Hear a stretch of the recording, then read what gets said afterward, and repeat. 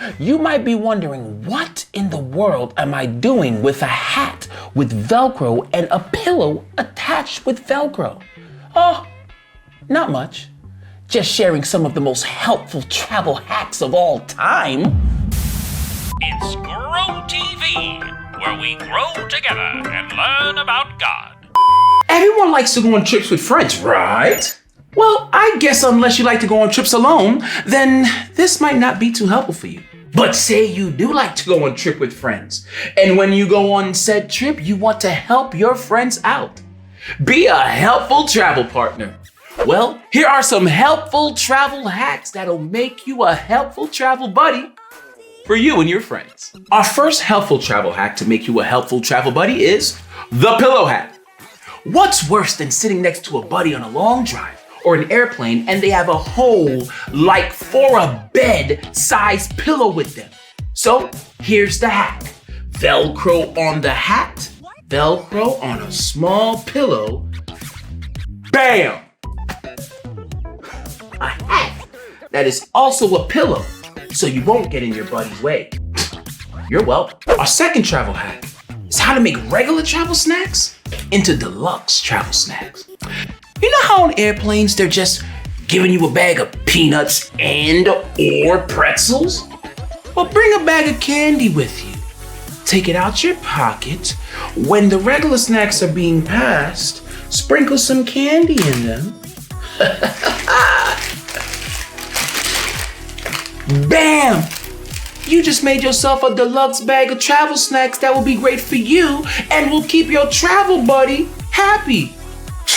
You're welcome again. Our third and final helpful travel hack that will make you a helpful travel buddy is, drumroll please, silent chewing gum. What's worse than traveling with a buddy who's chomping loud enough to wake everybody in the plane or car? With silent chewing gum, the problem is solved.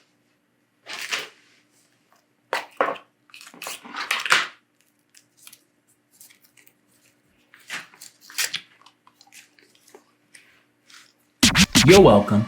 For what? Silent chewing gum. It's a travel hack to help people become helpful travel buddies. I think you're just chewing with your mouth closed. See? I'm a genius. There might be simpler ways to help out a friend, whether you're traveling or not. Yeah? Like what? Well, actually, kind of brings to mind a Bible story. It's a story from the book of Job, chapter 2 and chapter 16. A man named Job lost everything he had, his sheep, donkeys, and even his children. Now he had painful sores from his head to his toes. Even though Job was very sad, Job trusted that God was with him. Oh, I remember that story. That's a bit worse than listening to someone chomp chewing gum.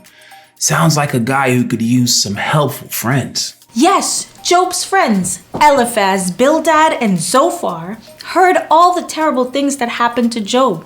They decided to visit Job and comfort him. When they saw him, they couldn't even tell that it was him because of the awful sores changed how he looked. They cried out loudly and tore their clothes as a way to show how sad they were to see their friend going through really tough times. Wow. They were really good friends. For the next 7 days, the friends didn't talk. They didn't have to. They showed their love for Job by doing something simple, just sitting with him, and that comforted him. Nice. Yes, but listen to the next part. After 7 days, Job and his friends started to talk, but they ended up blaming Job for everything going wrong in his life. In Job 16:2, Job says, "I've heard many things like these. You are miserable comforters, all of you." Whoa. What did they say? Job's friends were not helpful or loving towards him or God. They said things like, "Maybe you did something really bad, Job. That's why God allowed these things to happen to you."